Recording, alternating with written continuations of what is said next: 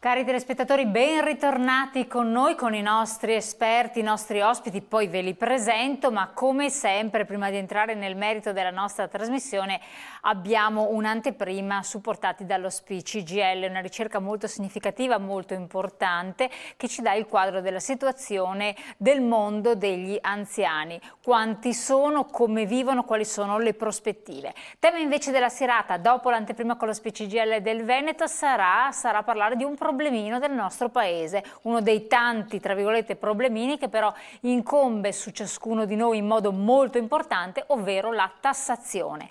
Da un lato il cuneo fiscale su cui non si è mai agito in modo importante, dall'altro una tassazione diffusa su tutti gli ambiti, tutti i settori, insomma le tasse sono il vero e proprio problema, frenano la ripresa, frenano la crescita e comunque costituiscono un ostacolo veramente significativo anche per chi vuole investire e credere in questo paese. Lo dice la Corte dei Conti in modo chiaro, lo dice l'Europa, insomma qualcosa bisogna fare. Cosa si può fare? Quali sono le prospettive? Adesso c'è stata questa manovrina, poi ci sarà la manovrona invece a ottobre, insomma vedremo quel che succede, che cosa ci attende. Anteprima adesso con lo CGIL, poi dopo ci siamo con l'approfondimento.